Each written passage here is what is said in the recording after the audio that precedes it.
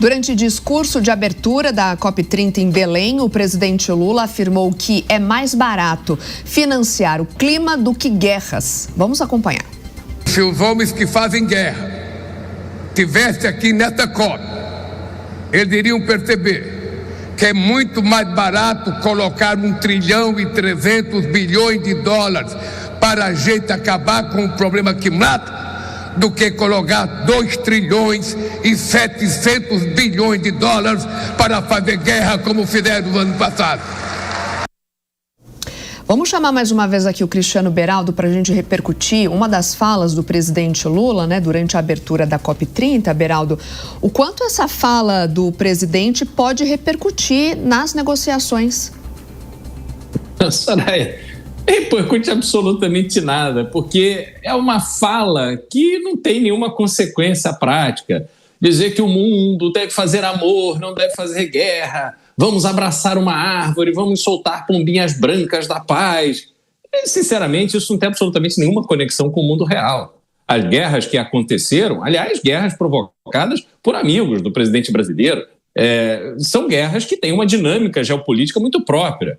E isso precisa ser enfrentado. A própria Europa, que tem lá diversos representantes participando da COP30, está financiando a guerra, está mandando dinheiro para a Ucrânia porque tem interesse em recursos naturais. Estão lá discutindo como salvar o meio ambiente, proteger a natureza, mas sabem que as suas economias dependem de petróleo, de combustível fóssil, que a transição energética, até proposta pela própria Alemanha, com data marcada para acabar o uso de combustível fóssil, que isso gerou um problema gravíssimo para a Alemanha e outros países que não têm esse tipo de discurso bonitinho para dar notícia em jornal, estão avançando com as suas economias e estão liderando o mundo. Portanto, existe um problema grave. Uma coisa é uma coisa, outra coisa é outra coisa. Só que o governo brasileiro, o presidente brasileiro, ele sempre cai nessa tentação do discurso fácil, aquilo que fica bonitinho, que pega bem, que preserva a amizade com a turminha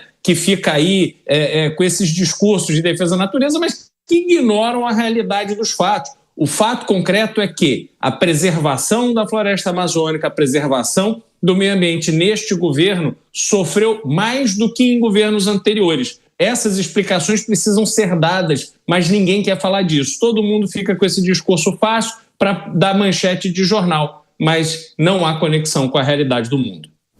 José Maria Trindade também com a gente. Queria te ouvir, Zé, nesse mesmo tema, à medida em que o presidente Lula citou aí, como bem destacou o Beraldo e também a Soraya, que ele entende que é mais fácil você financiar o clima do que financiar os conflitos. E o Beraldo está dizendo que os conflitos efetivamente parecem ter sido inevitáveis neste momento, e uma coisa é uma coisa, outra coisa é outra coisa. Mas, de qualquer modo, Zé, não precisaria de uma participação mais efetiva dos poluidores, e aí, citando nominalmente, Estados Unidos e a própria China? Eles não parecem um tanto quanto distantes dessa discussão? Precisariam sim ficar presentes, né? Olha, nós devemos olhar para cima. É possível que realmente existam argumentos nos sentidos de que, olha, isso é tudo balela, o planeta Terra não está em risco, não há a menor possibilidade de mudança climática e tal. Mas precisaria que essas pessoas que têm esses dados, que têm essas informações, que viessem para o público e dizer. E o fórum ideal é exatamente essa COP, que já existe desde lá, há mais de 10 anos, né? Aliás, há mais de 20 anos já existe esse debate, que é um encontro ali de técnicos com o pessoal de mercado, com governos, com ambientalistas, e é esse o debate. Então, a ausência dos Estados Unidos, ela diminui a importância do encontro que visa exatamente esclarecer. Quem sabe se o Donald Trump não mandasse ou viesse aqui, ou mandasse técnicos dizer, olha, nós temos dados de que essa história de mudança climática, de furacão e tal, isso é balela, isso não existe. E a prova está aqui. E aí modificaria todo o debate, não se gastaria tanto dinheiro assim. Mas é claro que é preciso pensar no futuro, é preciso pensar no que vai acontecer na era pós-industrial. Há mudanças significativas de equilíbrio do planeta. Não é só nessa história de carbono, não. O Brasil exporta minério de ferro há décadas. E é claro que se tira um peso daqui e leva para outro lugar, tira o equilíbrio do eixo da Terra. Então haverá mudanças climáticas, ainda que mínimas. E é preciso saber se isso pode ser evitado e como, e se é realmente verdade. Então, a ausência não contribui. Agora, esse discurso do presidente Lula falando de guerra e clima é uma coisa completamente diferente. Existem, sim, ameaças na história da humanidade daqui para frente. Uma delas é a inteligência artificial, é uma possibilidade. Olha aqui, o ser humano, ele é muito pródigo em inventar e tirar do armário monstros que ele não sabe colocar de volta. Isso é normal, isso desde a Idade Média se evocava espíritos do mal e não sabia como retornar e assim por diante. A inteligência artificial é uma delas. Então, assim, vamos lá, são problemas diferentes. A inteligência artificial é boa, nós temos que dominar e temos futuro com ela. É um estudo.